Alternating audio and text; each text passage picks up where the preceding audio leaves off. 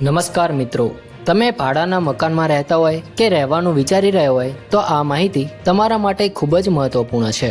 કારણ કે 1 એપ્રિલ 2026થી ભાડુઆત અને મકાન માલિક બંને માટે મોટા નિયમોમાં ફેરફાર આવી રહ્યા છે.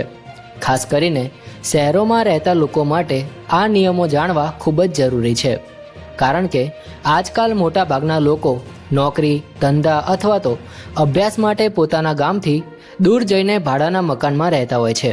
ઘણી વખત મકાન માલિકોની મનમાની, વધારે ડિપોઝિટ, અચાનક ભાડું વધારવું કે પછી બિનજરૂરી દબાણ જેવી સમસ્યાઓનો સામનો કરવો પડે છે.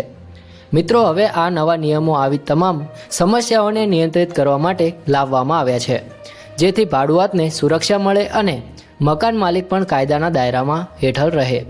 મિત્રો, હવે જો તમે ભાડાના મકાનમાં રહો છો તો સૌથી પહેલો મહત્વનો નિયમ એ છે કે મકાન માલિક હવે પોતાની મનમાની નહીં કરી શકે.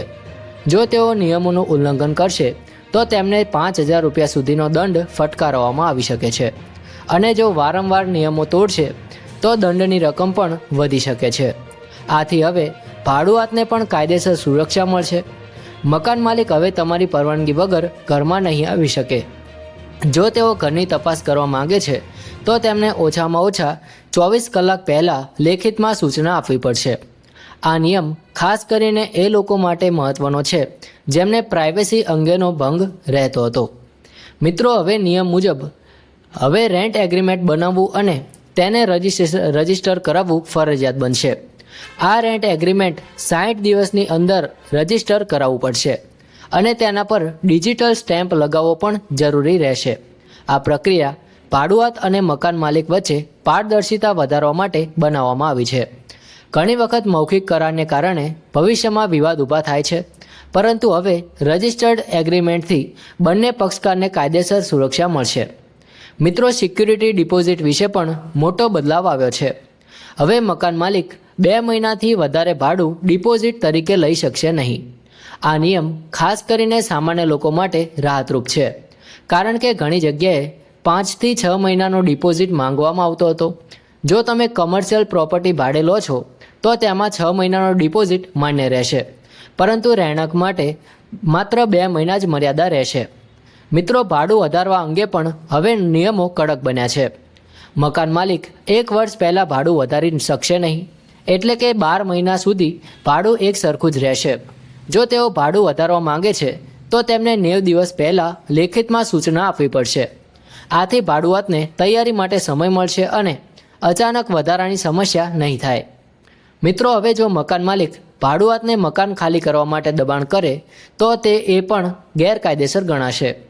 તેઓ પાણી કે વીજળી કાપીને કે પછી ધાક ધમકી આપીને મકાન ખાલી કરાવી શકશે નહીં. જો એવું કરે છે તો તેમને દંડ પણ થઈ શકે છે. ભાડુઆતને ફક્ત રેન્ટ ટ્રિબ્યુનલના આદેશથી જ બહાર કાઢી શકાય છે. આ નિયમ ભાડુઆત માટે એક મોટી સુરક્ષા ગણી શકાય.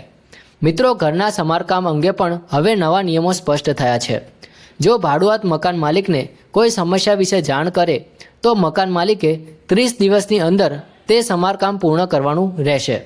જો તે સમયસર કામ ન કરે તો ભાડુઆત પોતે સમારકામ કરાવી શકે છે અને તેનો ખર્ચ બિલ સાથે રજૂ કરીને ભાડામાંથી કપાત કરી શકે છે. આથી હવે મકાનની જાળવણી માટે ભાડુઆતને મુશ્કેલી નહીં પડે. મિત્રો, પોલીસ વેરિફિકેશન પણ હવે ફરજિયાત બનાવવામાં આવ્યું છે. મકાન માલિકે ભાડુઆતનું પોલીસ વેરિફિકેશન કરાવવું પડશે, જેથી કોઈ ગેરકાયદેસર પ્રવૃત્તિઓને રોકી શકાય. ખાસ કરીને પેઇંગ ગેસ્ટ અથવા તો શેરિંગ ફ્લેટમાં રહેતા યુવાનો માટે આ નિયમ ખૂબ જ મહત્ત્વનો છે, કારણ કે ઘણીવાર આવી જગ્યાઓ પર ગેરકાયદેસર પ્રવૃત્તિઓ થતી હોવાની ફરિયાદો સામે આવતી હોય છે. મિત્રો, હવે વાત કરીએ HRA ક્લેમ કરનારા કર્મચારીઓ માટેના નવા નિયમોની. તો અત્યાર સુધી કર્મચારીઓને ફક્ત ભાડાની સ્લીપ અથવા તો પેમેન્ટનો પુરાવો આપવો પડતો હતો, પરંતુ હવે નવા ઇન્કમ ટેક્સ નિયમ મુજબ મકાન માલિક અને ભાડુઆત વચ્ચે શું સંબંધ છે તે પણ જણાવવું ફરજિયાત બનશે. એટલે કે જો તમે તમારા પિતા, માતા, ભાઈ બહેન અથવા તો અન્ય સગા સંબંધીઓના ઘરે ભાડે રહેતા હોય અને HRA ક્લેમ કરો છો તો હવે તેની સંપૂર્ણ માહિતી આપવી પડશે. મિત્રો, નવા ફોર્મમાં મકાન માલિકનું નામ, સરનામું, પાન કાર્ડ અને ભાડુઆત સાથેનો સંબંધ દર્શાવવો પડશે.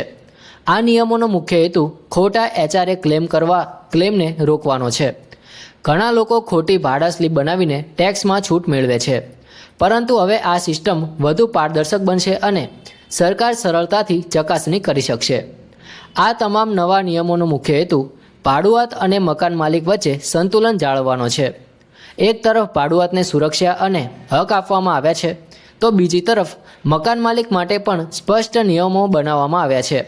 હવે બંને પક્ષે કાયદાનું પાલન કરવું જરૂરી બનશે. આખરે મિત્રો, જો તમે ભાડામાં રહેતા હોય તો આ નિયમો જાણવા તમારા માટે ખૂબ જ જરૂરી છે.